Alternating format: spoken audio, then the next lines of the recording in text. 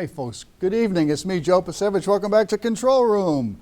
It is Wednesday, February 26, 2025. Beautiful spring day today, huh? Would you say? Would you say, people? Everybody agree with me? Beautiful. It's lovely. It's a lovely spring day today. But watch out. We're going to get a little bit of rain, and then it's going to be like 12 degrees Sunday night. I am really privileged. I mean, I have with me Christine Hill, Duxbury Substack. I have Amy Troup, Halifax Planning Board. We have Jaci Mason, who's on the she's in the bullpen, okay, warming up.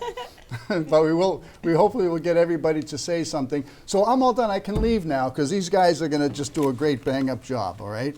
No, actually, we'll stick with you for a little while. We're going to talk a lot about MBTA Zoning Act. That's what I call it. Do you call it the MBTA Zoning Act? I call it the MBTA Without using Communities Law. Communities Law. What do you call? Without using expletives. Well, that'll be difficult. But MBTA 3A, because a lot of they try to refer it as 3A, so I call it MBTA 3A to connect the dots. And Jackie, what do you call it? MBTA. See, I think that rings with people. I think using the term MBTA is sort of works for them and against them. They want to use MBTA as a canard. They want to be able to force it on certain communities as a test. So the only thing they can tie into it is like what Andrea Campbell says. If you have an MBTA stop or service in your town, then you're obligated Well, hold on. to adopt Wait. this. And when you're adjacent. Oh, adjacent. Oh, that's right. But what's adjacent? We really don't know what adjacent is. So that works for them in a way that they can sort of tie it into something and make it sound like it's logical, even though the MBTA doesn't do what it should be doing. Mass transit, you ever been overseas? You go to Berlin or someplace like that? They get in Paris, their transit systems are laid out wonderfully in the sense that you can get from point A to point B almost anywhere. But around here, it's impossible. Yeah. And the service times are bad, the prices are bad. It just doesn't work. And on the negative side, when people hear MBTA, they think Mr. Bulger's Transit Authority, and they think, pissy tunnels and, dangerous dark passages and all that kind of stuff, Yeah. So it works both ways. But 3A is important, though, because people need to understand what's going on. There's a chapter in the Massachusetts laws called 40A, Chapter 40A, and there are multiple sections in that. And among that, there is a section 5, which says, well, 40A is all about zoning, how towns have the power to zone. You know all this. You're on the planning board. And Christine just knows everything. So when you have 40A, it tells you that, yeah, you have the power to zone, but don't discriminate against things like churches and stuff like that. Then they threw in Section 5, which says only towns can change their zoning. They have the power to do that. And it's very important to say by a 2/3 vote, not a 51% Right. majority. So then they slipped in Section 3A, and that was the MBTA Communities Act. We'll call it that. But it's important to remember that these are all sections within 40A. And so you can't have sections within that law conflicting. And 3A conflicts with Section 5. So that's one good way to remember it. But what's the other law that they changed? There's someplace else, somewhere in the Massachusetts general laws that they changed to make it so that there's a 51% or 50% plus one vote for some zoning changes. I don't know exactly where that would be. I thought it was just tagged with the 3A MBTA, and I don't know how they changed to make it so that we have accessory unit dwellings.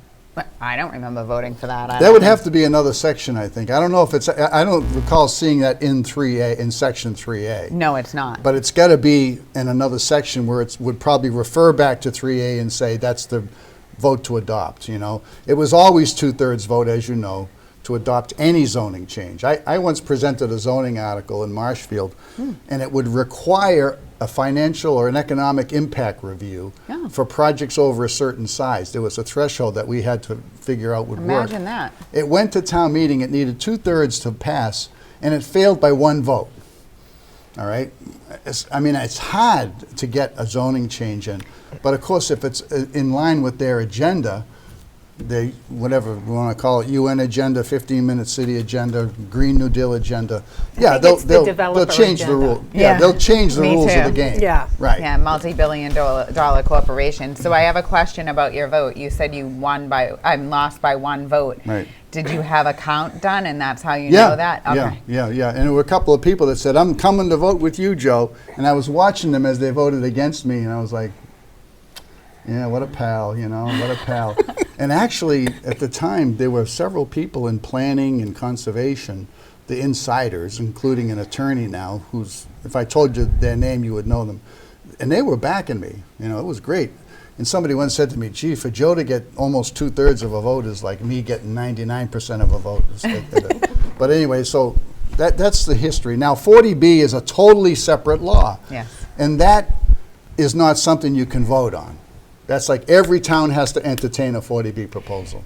Although a 40B proposal is a lot harder than a zoning overlay district, because the zoning overlay districts like a 40R or something? Or what do you, no, so like in Halifax, we had a special town meeting in December of 2023 to allow 2 parcels to become an senior overlay district. That's Bill and Bob, right? I'm only joking. Sorry, folks. Football fans out there. She said parcels. So Basketball. you got to be careful where you put your emphasis. Oh, no, that's football, right? On what syllable you put your emphasis. So a senior overlay district makes it so that this certain section can get rid of side setbacks, heights, and all these other things, and you vote on it all at once, and then it goes to the planning board, and it's basically like carte blanche, because they already said this is what we're going to come in and do, and you're going to allow us to do this in this section. I found it to be, and I need to note this, highly offensive that the selectmen would have a zoning overlay vote right before Christmas and sneak it in. I think it was part of their game plan. Yeah, it always is. Right. The timing is always a factor. Right. But a 40B, it's a thick project that has all engineering that needs to go and sit in front of the zoning board of appeals in my town, because every charter can be different. But all the boards send in what they think of the project, and it takes time. For instance, where we had a senior overlay district, they were talking, the corporate builder was talking about putting in a 40B, and can I tell you why they didn't want to? I know, because they didn't want to go before the boards. No, well, probably that. Right. But because they were having to put in a multi-million-dollar sewer treatment water filtration plant, and they didn't want to do it. So then they went to the town and got a couple of what I would call morons to be like, oh, good idea, and they'll put money towards a senior center, which is crazy. And so they sold out the town for 3.5-story buildings, which it's just ridiculous. So 40B is always a negotiating process. The town and the people that participate in those hearings always have some leverage you can use. There's always a little bit of leverage available. That's correct. You know? So I find a 40B is a better thing for a town than an overlay district that's voted. That's not saying much. We had an overlay installed in Brant Rock. Yeah. They adjustments to allowable heights, and also parking space allocations, and square footage of the top floors. There was all these kinds of things that were elements of the overlay, designed to encourage development of some of those vacant, rundown lots in Brant Rock, which after all these years, it still hasn't happened. Yeah. So we're thinking that the owners of those properties are going to come back again. There's another case in Marshfield where somebody is using a piece of property for multiple uses with, old cars, old boats, all kinds of stuff piled up there. Oh. He's breaking multiple rules, zoning regulations. But he comes to the zoning board and he says, well, why don't you just let me build 3 houses there?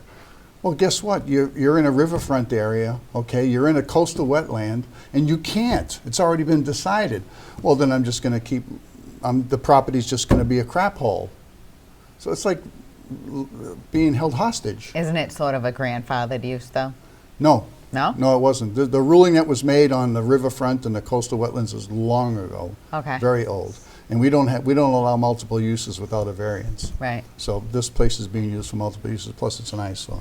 But anyway, so leverage is an important aspect of any entertaining any proposal, you know. What were you going to say? Oh, I was just interested in what Amy had to say about whether you had the municipal certificate of compliance or not for the 40Bs. Do they still have to go through all that process with the boards if they don't have the municipal certificate of compliance? They still have to go through it. They still do? Yeah. Oh, okay. What does the certificate give you then? I'm not really 1,000% sure. I don't. They don't come in front of the planning board. I know that we had one in front of Halifax a few years ago. I think during COVID, actually. Yeah, because we were on Zooms, and they ended up dropping out. Oh, okay. Yeah, so we lucked out on that. Anyway, let's get back onto think. MBTA zoning now. I've always seen MBTA zoning as basically 40B on steroids. I think 40B they've seen limitations to 40B, as much of a big bad boogeyman as it was and is, and the biggest scam in the history of Massachusetts, according to a former Inspector General, Greg Sullivan. It's kind of run out of its steam. It's like I don't know. It's like somebody unplugged Frankenstein or something. But so now they need something with a bigger hammer, a bigger club, you know, with bigger development potential. There's also the other elements, the conspiracy elements of, you know, they've got hundreds of thousands of migrants that are going to need a roof, okay? Maybe there's that element too. But nobody believes that there's an actual total shortage of housing. It's more of a shortage of affordability. That's correct. That's what it's really all about. So let's get back on MBTA zoning. What's the latest news here in Marshfield? And maybe Christine has an update for us in Duxbury, and you also, Amy. Marshfield received their letter of noncompliance. Remember, we voted down MBTA zoning twice at town meeting. We got a letter of noncompliance dated February 19th. And it's from our buddy Ed Augustus, the Secretary of the Executive Office of Housing and Livable Communities. And I am writing to officially notify you that for the reasons explained below, the town of Marshfield is non-compliant. Bad, all right? And then big bold letters, the emergency regulations provided Marshfield an see, now remember, they wanted to promulgate the regulations, which the Mass Supreme Court said were not properly promulgated or created. So they have to go back and do the regulations that implement this law. They have to do those over, and that's what they're doing right now.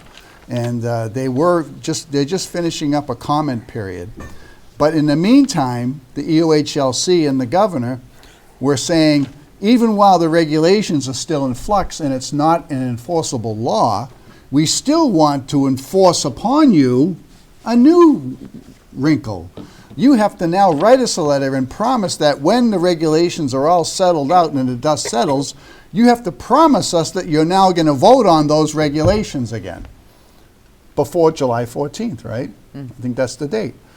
Well, nobody's seen the new regulations. Nobody's finished even putting in all their comments, and here they are telling us that we're out of compliance. So the select board, and again, I said last week, Lynn Fiddler, who's up for re-election, she senses the political winds. So she went along with it, along with Mike Maresco, who's basically one of the big enablers in town, and said, we're going to vote it down again because we know what town meeting has told us. Yeah, that's what they're supposed to do. To everybody's delight, right? So that's great. So they voted not to send in the promise letter, all right, the IOU, or whatever you want to call it, and that's good.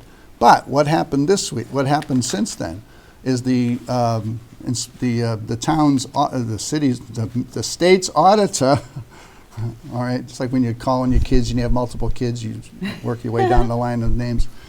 The state's auditor, DeZoglio, and the Department of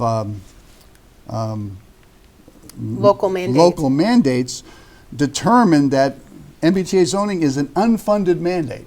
In other words, when the law was passed, there was no provision in the law for paying for it. And we all know that paying for MBTA zoning or preparing an area and absorbing the impacts of an area that is going to contain MBTA mandated zoning or guideline zoning is going to be very, very expensive to the town. Very expensive Very. because of the density. And then Marshfield was up for like, what, 1,100 units or something? That was what our assessment was. It's based on the population size and some other factors, but it's basically based on your existing population. And so Marshfield, as an example, was going to have to swallow 1,100 units.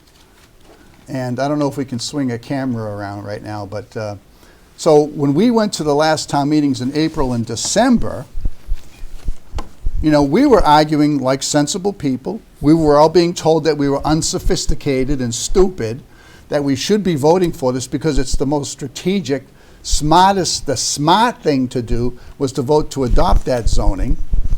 But regular people were getting up and saying, well, how do you expect people to trust the government after what we've been through at the national and the state and the local level? Why would we vote for something and trust you on that? And they also brought up a lot of like basic common sense arguments. And one of the people that presented one of the best common sense arguments was, and did a lot of digging, was Jaci Mason. And there she is right there over to the side there. Hi, Jackie. Give everybody a wave. Yay! Good job, And Jackie. Jackie made a wonderful presentation at the December town meeting. And she was also in the battle for the spring town meeting back in April. And this is wonderful. I mean, I never dreamed that I would see people coming out of the woodwork like we have now. People like the way Jackie stepped up, the way Muriel has, we all know Muriel, but between us we know Muriel, we know Jackie, we know Tina. Hopefully they're all watching. But they just did the legwork and asked the really key questions that left all the leadership up on the dais going, They had no answers, all right? And then when they tried to shut us down, right, some of the people, well, not Jackie so much, she's too cool, but some of the people just got a little bit more, they just turned up their volume a little bit. And what that does is that makes the moderator clamp down on you even more. Instead of just letting you have your lousy 2 minutes. You know what I'm saying? I do. It works like that everywhere, doesn't it? Your moderator, I don't, what is going on with your moderator? I mean, it's an elected position. Yeah. But see, he hasn't had a problem with getting elected.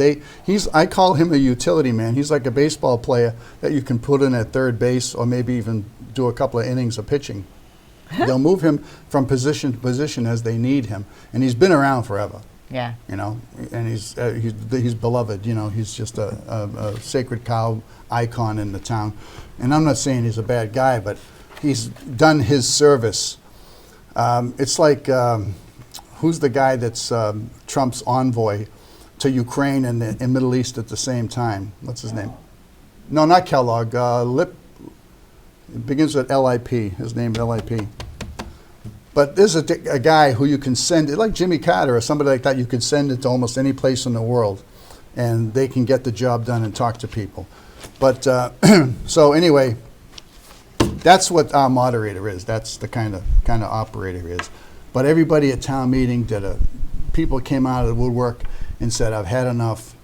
Jackie, Tina, Muriel, everybody, it was just fantastic. And as far as I know, there are more people coming up now that are stepping up. This is the wonderful thing. Yeah. So, now, the select board I want to touch upon. So while, and still, we did the right thing, and with the determination on it being an unfunded mandate, there are still people in the town hall establishment that are still attacking the unwashed plebes out there for doing the wrong thing. On Facebook the other day, a couple of days ago, a guy wrote, his first name is Patrick, he wrote, sad. Now again, keep in mind, Lynn Fidler is running for re-election, all right? She enables Mike Maresco, and Steve Darcy is a long time, like really extreme, impulsive, but an extreme Democrat activist. You know, that's not, I want to insult Democrats, I really don't. And they keep Maresco in power, and Maresco keeps the town council in power, all right? And then they get to pick and choose who they want in all the other positions. That could change this spring if Lynn Fidler is ousted. And we have a candidate, by the way. Her name is Trish Simpson. Oh. So anyway, So we're going to go for unseating 3 incumbents in a row. Wow. This would be tic-tac-toe. I love it. If we can get these, if we can get Lynn Fiddler out, that'll be tic-tac-toe, or it could be the jackpot. So this guy Patrick writes, sad. The land for the zoning change is already occupied by thriving businesses. Remember, they wanted to put our MBTA zone down on Plain Street, where there's already a lot of really thriving businesses. There's a lot of commercial activity down there, in addition to apartments and condos. So why would you want to replace a thriving business, an area where there are thriving businesses? Especially when we're having so many issues with businesses failing right now. And providing employment. You know, and it's a convenient area for a business to be located. It's a great location. It's probably a better location for businesses than for, residential uses. The housing, and people are choosing areas to be included in the MBTA zones in different towns, in areas where they think nothing will ever happen. They did it in Norwell. They said, we're going to designate this area by a cord pond because nothing will ever get done there. All right? So, I'm taking up too much of your time, but I'll finish up in a minute. So this guy Patrick writes, the housing would never be built and the town could have complied painlessly. Painlessly. What does he consider painless, all right? Unfortunately, a few people misrepresented the facts and scared people into thinking Marshfield would become the next Roxbury, if you're following this on the screen. Now everyone will lose. A few people scared people. Everyone will lose. Listen how cynical and acrid. Does he have a position in the town? No, but he is, what do you want to say? He does belong to some coffee clatches. Okay. Okay, he's a socialite somewhat. Now everyone will lose. Also a town, he's one of the right-thinking people, correct-thinking people. Oh. Also a town meeting of 400 plus people, which was true, in a town of 25,000 is hardly a consensus. Never mind that on a typical night when we're spending $100 million, there's like 120 people making all the decisions. Yeah. So now because a vote didn't go his way, having 400 people out of 25,000 is hardly a consensus. If 120 people vote to spend $100 million the way he wants it spent, it's a consensus. Yeah. All right. The hypocrisy is unbelievable. Yeah. Now we will probably pay higher taxes. How, I don't know where that comes from. We knew we were going to pay higher taxes if we adopted an MBTA zone, ultimately. And not one of you naysayers, there's that word naysayers. Again, naysayers was applied to us 20 years ago. I was an anti-government venom spewing naysayer. I have Mike Maresco on tape saying that. I have it on tape. It's getting a little grainy, but I'm preserving it. All right? And he also said that I got up at town meeting once 25 times, and none of the questions that I asked were germane to the topic. Well, that's because he's trying to discredit you, which is what these coffee clutches do that are programmed, and they actually just get told things. Like I remember before our MBTA vote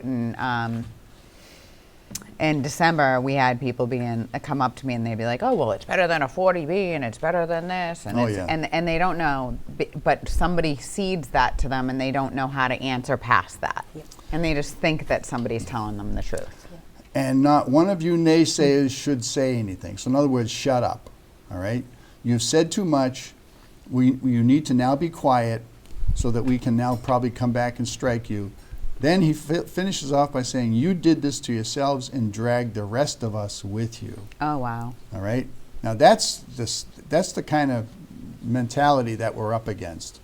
When things go their way, everything's fine. And now Heidi Conway answers Mr. Overstreet and says, very accurate. Now, Heidi Conway served on the zoning board with Lynn Fiddler, and she was basically Lynn Fiddler's campaign manager 3 years ago. So she says to Patrick, very accurate. We now need the town as a whole to not let 400 plus people speak for them. We need everyone to come out and speak up and get involved. Yes, they say ugly things. Yes, they did not give us all the facts. Well, neither did your insider team. Yes, nobody wants to be told what to do, but giving the best case scenario to fight this legally and become compliant.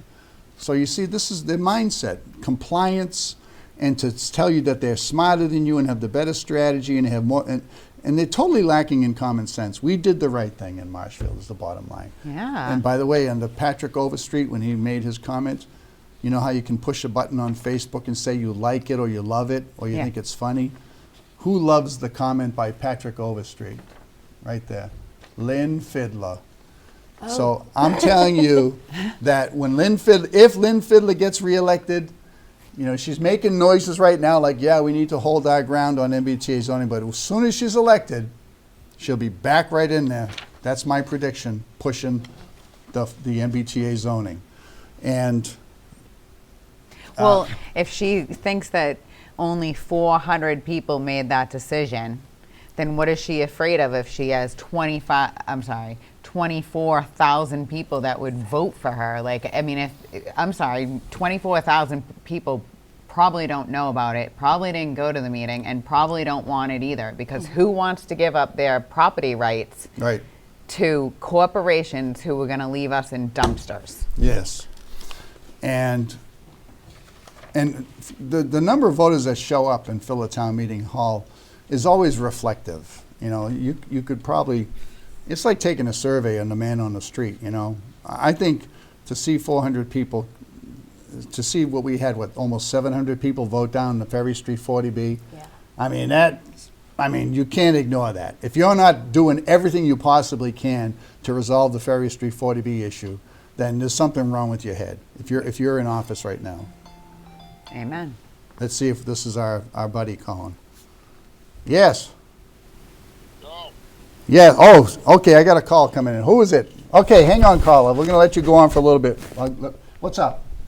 I just want to call in that these people just don't realize about real estate investment trusts. They have billions of dollars that they spend wildly, and they will just absolutely walk in there. They will tear down the condominiums and apartment buildings that are there now, and they will build 3 times as many. Money is meaningless to them. They have so much cash, they don't know what to do with it. That's And so- that's the key. They have so much money that it means nothing to them. It's like water. That's right. And so this lie that they're portraying to us at town meeting, that this is the best district because nobody will redevelop it, that's just a total lie. Yeah. I agree, Amen. 100%. Amen. Everybody here. I'm going down to Venus to get myself some pieces, but I want to say that I've been out canvassing today, and Jackie and Trish are definitely going to be walking in, and without a doubt, it will be a landslide. Nice. Thank you, Steve. I know this is Steve. Good night. Yeah, well, that's what I believe. I think the mood and the atmosphere is right now for some more change. Yes. Does anybody have, Christine, what's up? And does anybody have anything else to say about the unfunded, huh? Oh, you have a cough. Okay, well, we have a microphone for you. Where was it? It's over there. In case you need to be on the microphone and say anything between coughs. Please. Right, so just, He just took it from. did you take it away, Dave? He did, it's like behind you now. Oh, okay, Jackie's got it. Here, pass this over to Yeah, you shouldn't give me two Amy. Probably shouldn't give me. We want to hear Amy in stereo, enhanced stereo. So any other comments on this unfunded mandate? Again, it's been determined by the DLM, communicated to us by the auditor, DeZoglio. Is it Diane DeZoglio? That it's an unfunded mandate, that no work has been done to determine what the actual impact will be on a community from an MBTA zone. Okay, I'd like to comment. Yes. My comment is, this is great, right? You don't Everybody have to thinks put- it's great. You don't have to put me on camera. All right. This is great, right? My question is, where was the Marshfield Select Board? Where was the Marshfield town administrator? Right. Where was the Duxbury town manager? Where was the Duxbury select board? Where were our attorneys, KP Law? Where was your town attorneys? This was an easy thing to do. We only have this because 3 boards in Rentham, in Middleborough, and in Methuen pursued this. If not, we would be stuck with this awful housing. So what I want to know is, why can't any of these local communities, why are there only 3 local communities in the 177 towns who are standing up for themselves? And this should have been apparent to them. And I've said this, I agree with it 1,000%. I said this myself. After the Sure. April meeting, when we shot down MBTA zoning, that was it. That you got your marching orders. All right, guys, go to it. No, what do? They say, well, we're bringing it back. We'll see you in December, right? A week before Christmas. And I would bet you dollars to donuts they thought they had a chance. Yeah. They said, we're gonna put the pressure on our side, on our people to show up, and we'll teach those naysayers a lesson. I'm sorry if I'm a pessimist, a cynic, but this is how they work. Well, They were trying. That's their game plan. Yep. Sorry, Jackie. No, it's okay. They're trying in Duxbury, where the vote was essentially, I can't remember the numbers, but the vote was essentially 900 to a 100 Right. against the law. Yeah. And they're not doing anything to try to stop it. We had somebody from KP Law come in and give us, this is the law and you have to obey it and that's it. And then we're going in doing paper compliance, like your friend, was it Steve who called in? We're going to do paper compliance by rezoning areas that have already been built up. Who knows? Somebody could come in, buy them, and rebuild huge developments there. Right. Especially in Duxbury, where the property prices are so crazy in Duxbury that I think the condos, I know you have your feelings about condos, but there's a lot of demand for luxury properties in Duxbury. No, we did. We have a drone footage True. of the area of our MBTA zone, and yeah, there's a lot of potential development in that area. And we may not have. Even the town planner said, well, 1,100, getting 1,100 new apartments in there might be pushing it a little bit. But even he could definitely see that a strong potential in the short to medium term of like 600 or 650 apartments, which by itself would be really devastating. So here's the thing, though. You think it might be hard, but these developers will come in and they'll just make very high buildings. They'll go up 25 stories. Yeah, we now, had kind of like Myrtle Beach. Yeah, type. we put a limit. I think there it is. This is the drone footage. But we had, I think, our zoning board. Our planning board. They put together a version of MBTA. That's the high school that you see in sort of the top, Yep. top left center of the screen. Yep. Our planning board, since there is some flexibility in how many stories you can build into your bylaw, I think they settled at 4 or 5 stories. I think. But it's negated in MBTA. Yeah, but in MBTA communities, we did form zoning in our first one, so we put in a lot of restrictions, not just on the height, but on the form of the building, so you Right. couldn't build those giant square buildings that you see everywhere that developers love to build Yeah. because they're very efficient for them. Yeah, no, I give the planning board some I don't credit. need to be on I'm giving the planning board a little bit of credit because they actually did do that, where they actually terraced the fronts of some of these buildings, and terraced the guideline. They provided guidelines that would have terraced buildings facing the street. But Yeah. still, you're not getting away from the impact to the schools, things like Jackie researched. You're not getting away from that. And here we are, just regular people. Well, actually, you're all exceptional people, but regular people compared to what's like running our government, right? Coming up with the common sense answers and asking the best questions.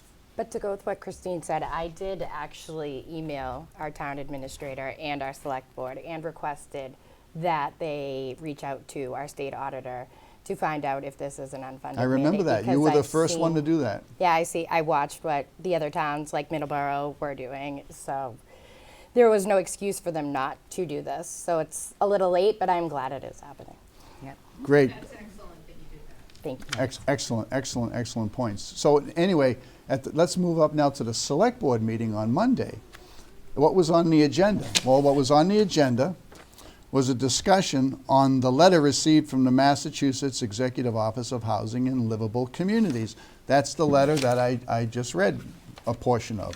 saying basically you didn't submit you didn't send us a Valentine back on February 14th, and which is what they were expecting, and they didn't get it from us. So within a week they send us this nasty letter saying you're non-compliant in bold letters, and now you have until what's the next July something. red line, let's call it. What's their next red or line in the sand? Let's see. I think we are disappointed that Marshfield has not submitted an action plan. We are hopeful. So they talk to you like you're a bad child. You notice how they talk to you like you're a bad child? And they address this to Maresco. Like Mike, I call him the town hall eunuch, okay? He's there just to corral those that are willing to be corralled. What is Maresco's job title? Administrator, town Okay. administrator. I'm just making sure for anybody who doesn't know. Oh, okay. We have to have slides of pictures of these people so that we can burn it into their minds who they are. So, I think that they just think that they're part of this gang that they're like getting Well, they along. are They're a like, gang. oh, look, I'm friends with the state rep and Mara Healy. And it's like, guys, you're supposed to uphold the Constitution, uphold the oath of office. Well, first of all, town administrators, I'm against them. I think that they should have to live in your town and have some sort of like teeth on what happens. Yeah. You know what I mean? Kind of like an elected official. Yeah. Yeah. they need to have a Definitely more oversight. They need to have a stake in sure. it. In our case, we have an administrator that's making more than the governor, and I believe their base salary is higher than the governor's now, and it's definitely higher than the mayor of It's ridiculous. Boston. Yeah. It's ridiculous. It's funny how that happens. It's funny how like people in Congress that went into Congress worth $500,000 and now worth $30 to $80 million. Who's the only president since Reagan that has left office with a loss? Well, that'd be Trump probably. That's Trump. I mean, he's still worth a lot. I mean, he said it's high baseline, but But that Yeah. doesn't matter. He's using his own money to fight for Yeah. us. Like, this is we the people. Like, the Revolutionary War made it so that we don't have tyranny. And here these people are like, oh, well, the governor said. Well, the governor's a complete moron. and like you said, She they're a just gang. added candy tax. They're a gang, and they're using their positions and they're using their power and their connections to basically force an agenda Yeah. or to support an agenda. You know, our town council wrote a letter that was posted on the town hall website with all kinds of scary stuff about what would happen to the town of Marshfield if we didn't comply, okay? So some people called that out. They said that could be potential election interference, Yeah. right? Ethics violation or election interference. What's motivating this? That's my question. Right. Like, why would somebody post that? I know that they're getting notes from the Attorney General or calls from the Attorney General, but what else are they getting in return for bullying us about these things? And why would they listen to somebody who took office without taking the oath? Right, but still, I'm more concerned about what exactly they're getting in return for Yeah, bullying. no, I us. understand. Yeah, what you because mean. we Yeah. write their This- paychecks at the end of the day, so something big has to be on the other side. Yeah. Maybe longevity. Like, I've spent a lot of days in court though over the last couple of years on civil matters, civil suits and stuff like that, and it's like a club, you know. I see that even in that realm, it's a club, and you want to be in the club. Right, but what But- happens when these guys retire? That's Well- that's the question. Right. What kind of job are I they don't going to think get they're when going they to be any retire? of my clients Yeah. over at the housing authority. Right. Okay, let's put it that way. All right. Right, but my question is, the whole thing, like, for example, with the military and the generals, the whole thing is there's problems in the armed services because the generals are all getting these very lucrative contracts when they retire. Right, My revolving question- door. Yeah, Yeah. my question is, these town managers and town administrators, what are they getting for pushing this so hard? Are they expecting something on the other end after they retire, or is it just that they want to play along? I don't know, but it just all seems very suspicious that anybody would be pushing this so hard. Let me Yeah. give you an example. I was arrested, right? I was falsely arrested in Marshfield, and I was dragged through the system for 16 months, put into a 2-day trial at Plymouth Court, and found not guilty by the jury like within 10 minutes. All right, they just said, "Just get out of here. This guy's innocent." You know, people told me, "You've got a big lawsuit." All right, what they just did to you, all the elements, the things that happened to you. Somebody said you should start at $10 million suing the town for what they did to you. So I said, okay, well, I don't know. I'll talk. I'll talk to a couple of attorneys. Hang on, caller. I'll talk to a couple of attorneys and find out what I should do. I went to some local attorneys, and they said, not me, not me. And then Hey. somebody else inside, another insider, was like, she was crying. She said, oh no, Joe's going to have money. You know, because they know what I would do if I had the money. You know what I mean? I wouldn't. I mean, I'd put it to good use. All right? You know what I mean? Let me just try to get a caller on here. Are you still there, caller? I think I might have lost the caller. Hold on a second. Anyway, so I'll go back to what I was just talking about. How the select board had it on their agenda. Maybe they'll call back. I'll put it. I'll wait till they call back. So the select board had it on their agenda to discuss this letter that they got from the state. Then they, in an emergency action, they amended the agenda, and they added a discussion and vote on the unfunded mandate determination by the state auditor. Oh. Okay, so they ended up having three things on the to discuss and vote on: a discussion on the letter received from the Executive Office of Housing and Livable Communities, A bureaucracy. a discussion and vote on a lawsuit, joining a potential lawsuit, and a discussion vote on the unfunded mandate determination by the state auditor. So they really didn't publish the agenda. The agenda is probably in violation of the open meeting law, the way they published it. And so they added, because the news of the unfunded mandate determination showed up in the meantime since last week, they added it to the agenda for the meeting on Monday. And what happened was they had a brief discussion and they voted three things. The first thing they voted was, number one, was to apply to the DLM and the state auditor to get a determination from them that Marshfield being required to adopt MBTA zoning would be an unfunded mandate. They voted to do that. And Fiddler and Darcy voted yes, and Eric voted no. Then they voted whether or not to join in a joint lawsuit with other people or towns, and Fiddler and Darcy voted yes, and Eric voted no. And then they voted, should we file with the state superior court to have us determined to be exempt because of the ruling of the DLM and the auditor. And Fiddler and Darcy voted yes, and Eric voted no. I tried to talk to Eric about why he voted no on those things, and he said basically he doesn't want to play the game. You know, he's like, town meeting voted, that's it. You keep coming after us, then we're going to have to develop a strategy to come after you. Personally, I don't think it hurts the town or any town to apply to the Superior Court to get a judge to say, yeah, you're exempt because based on the DLM ruling, the whole thing is an unfunded mandate. We don't need to reinvent the wheel and have the DLM and the auditor go through the whole process again of determining what's an unfunded mandate. Yeah, I think the whole thing is to play along. There's all these legal speed bumps along the way, and the whole thing that we should be doing, each town is, this is an excellent one for us because it may put an end to the whole thing. But we should play along and delay it as long as possible in the hopes that Maura Healey gets out of office and we have a more reasonable administration. Yeah. And I was hoping, and a new state representative, Ken Sweezy, who represents Halifax, Hanson, Pembroke, Duxbury, and a piece of Marshfield. We were hoping to have him on tonight, or at least hoping he'd call in, but I know that they're tied up at the State House now working on the supplemental budget. So that is a strategy I would think makes some sense. I also think that a 10 taxpayer lawsuit where you get at least 10 taxpayers from each town, getting together and suing on the constitutional and other practical issues of the MBTA law, zoning law, that would make sense too. To me, You that's what makes are sense. on that Yeah, one. we did sign on to that.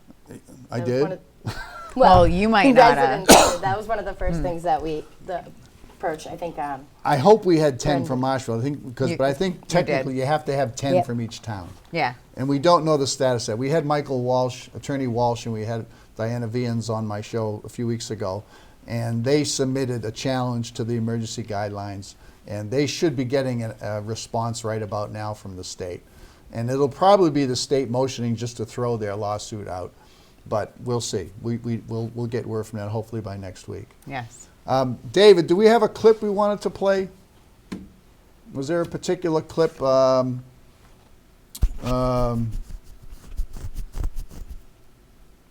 The Healy Housing Panel? No, that's not it. Which one was it? Where she gave how much? Hello, I'm from Cambridge. Too bad. And I'd like to thank you for what you guys are doing. What are we doing, sir? Well, you're bringing the truth to the attention. Oh, well, that's nice from Cambridge. Yeah. We thought we were going to be under attack. You must be from no. North Cambridge. Sir? You must be from North Cambridge. No, sir. I'm from about 2 blocks from Widener Library. Well, we appreciate that. Thank you. What else is on your mind? Yes. At a faculty meeting the other day, I heard an interesting phrase. I wonder if you'd heard it. Someone was talking about yellow-collar crime. Yellow-collar crime. Yes. No, I can hardly wait to hear what that is. Well, they said it was the cowardly refusal to perform an elected task because you're afraid of not being reelected. Have you heard that, Howie? Have you ever used that term? Yellow-collar crime? I just haven't been spending enough time at Harvard Square, I guess. All right, well, we'll get on to the next caller. Well, Speaking I look at it rather differently, which is legislators are supposed to vote the way the people want them to. necessarily. That's why they're called representatives. Yeah, but not necessarily. I mean, sometimes your constituents may be wrong, and you may be taking what is an unpopular stand. On an issue of Yeah. that's a moral issue to one, yes. But on an issue of how much people want to pay in taxes and what they want to see done with their government, I think people have a right to tell their state reps. And the impression I've always had is their state reps aren't so much cravenly following their constituents as their state reps agree with them. They've been in there. They know that things are out of control. Yeah. Well, that's a great clip because it kind of goes along with the basic, I want to say milieu of our discussion here. Maybe that's the wrong word, but not quite the right word. But the idea is that, yeah, we're talking about accountability, and we're talking about our officials listening to us and getting the message. And it's just not happening. They're just doing whatever helps them advance in the circles that they operate in, and they're not taking it. I mean, really, does your job mean so much to you that you're willing to like just sell yourself out? And that's the theme that Amy always talks about. You know, she's good at expressing as anybody. There's a problem that people are just willing to sell out. And as Christine said, for what? I mean, years ago I had friends in college that had a punk band. And we used to talk about this, you know, of like the corporate life, because they were all going to graduate and those big corporations were trying to entice them into get them to enlist with their different corporations. And we would say, well, what do you get out of it in the long run? You're going to be happy or what? So one of my punk friends wrote a song called Coffee and Donuts at the End of the Rainbow. But anyway, that's just a little side story, just to amuse you. Because that's in other words, that's what's at the end of the rainbow when you sell yourself out. Well, isn't it really short-lived to think that you're It's going to get hollow. money Yeah. and sell out your entire children's future? Because you can't add 1,100 apartments to the town of Marshfield without totally disregarding all of your traffic, your police, your fire, your schools. Yep. You know, Yeah. and let's talk about it. Most of these apartment buildings have common entrance hallways. And when you're in these buildings and the fire alarm goes off and you're washing your hair and you got to go outside. And they, on the first floor of the Point in Kingston, they're using the windows to leave the apartments in and out instead of going into the common entrance. Like it's like, what are we building here for our police, our fire, our futures? Like this is a land grab.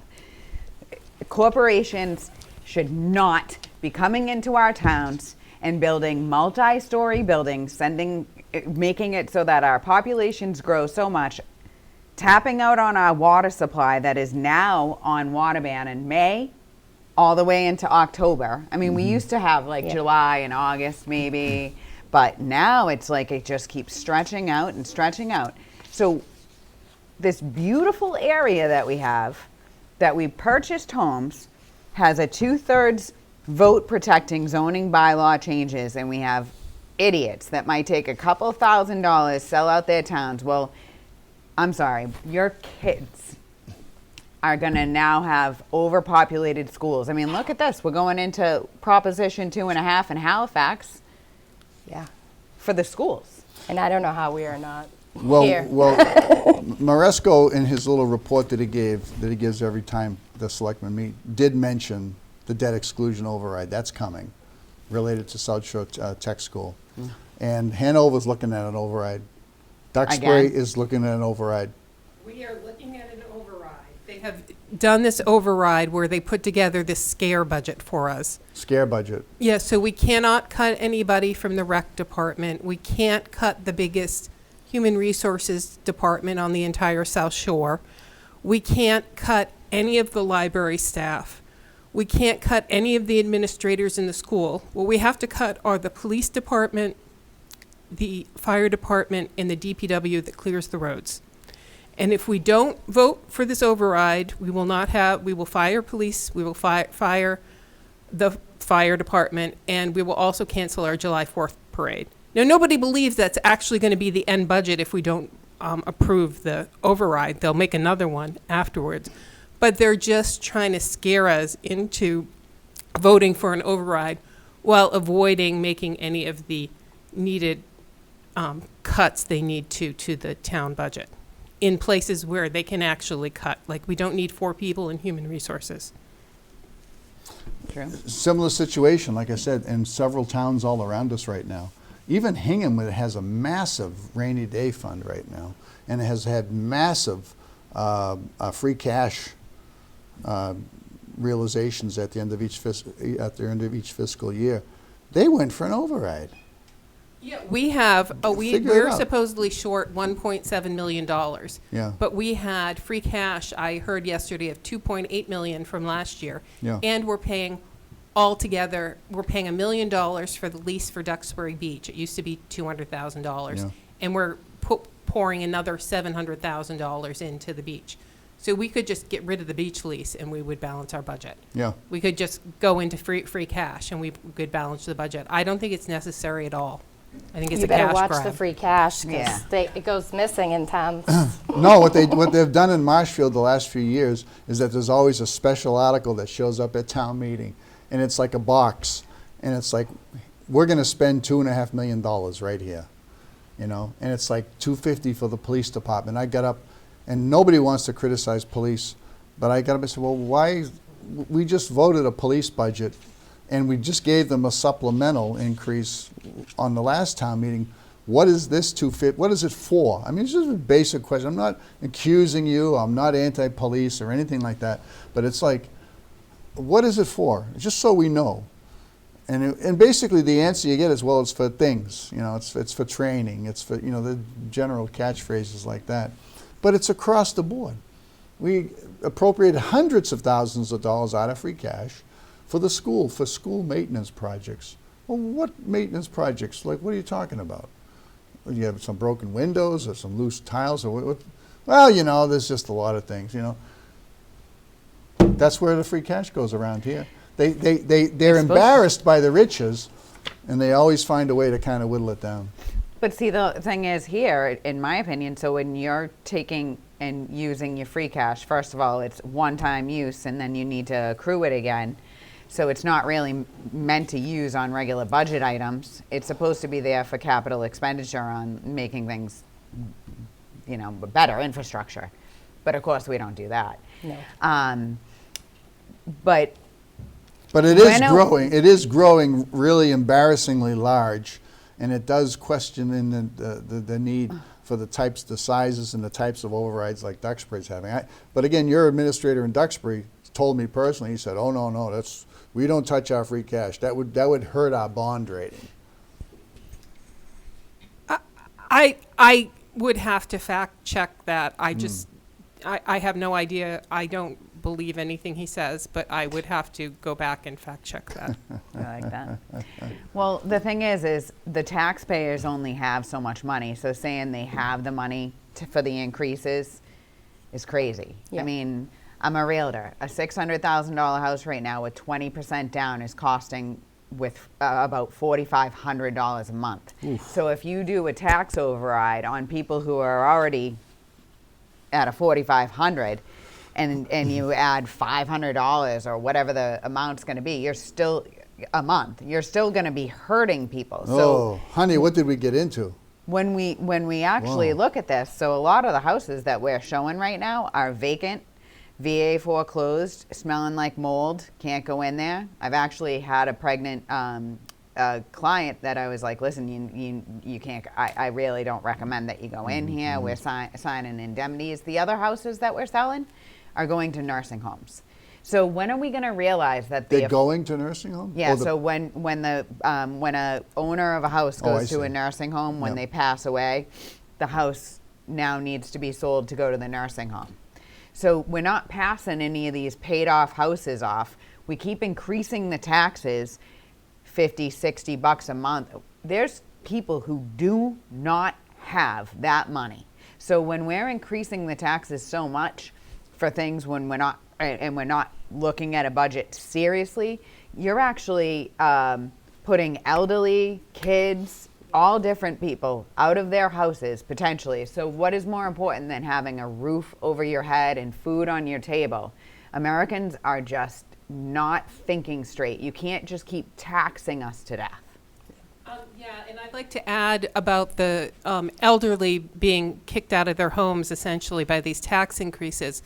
It's a horrible thing to do. I think it's immoral.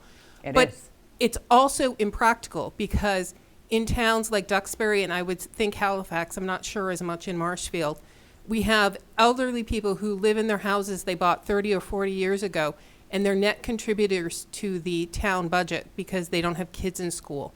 And if we kick them out of their houses by raising their taxes and they get replaced by kids, families with kids, those are net takers. And so then we end up either not being able to pay for all the services or having a whole nother round of tax increases. Everybody on the bottom rung of the economic ladder has to sell their houses and move out, and you just end up with this process of gentrification, and you end up with an upper class town where nobody else can afford to live there. That's the story of Duxbury, really. It is. That's really what's been going on over there. Anyway, there's so much more to talk about, and it's all related to housing, and it's all about the cost of housing. It's funny you mentioned vacant units. I just read a statistic. It was some shocking number of potentially livable units in Massachusetts are vacant right now. Oh, yeah. Over 10%. Yeah, they're lying to you when we have a housing shortage. We do not have a housing shortage. Most of them are owned by foreign banks from the last fall of the real estate crisis that's never been fixed. People I talk to get multiple phone calls and postcards every week now saying, hey, I'm just Joe Schmo down here in Hyannis, and I'm just looking for some fixer-uppers to buy. No. You know there's big money behind those operations. It has to be. Well, again, we need to go back to the days where you could sell a home to a young couple that can fix it up over time instead of being like, oh, sorry, I see a few studs in the wall. Well, we can YouTube and figure out how to put up drywall if they don't know. Yeah, it's a way to build wealth. Exactly, and so they've cut that off. But if mostly foreign banks are creating the underwriting, doesn't everybody do the math to figure out why? Yeah. You know, we need to So stop there's thinking. so much more to this whole so-called housing crisis. And again, if you want to learn more about it and the cost to your school system, well, if you want to learn about the cost of school systems, you need to talk to this lady here, okay, Jaci Mason. You're going to be hearing a lot more about Jaci Mason here in Marshfield. This lady has got, she is on the trail, all right? So watch out. There's so much more to say. We'll talk more about it next time around. I'm Joe Pasevich of Control. Thank you, Christine Hill. Christine Hill on Substack, Duxbury Substack.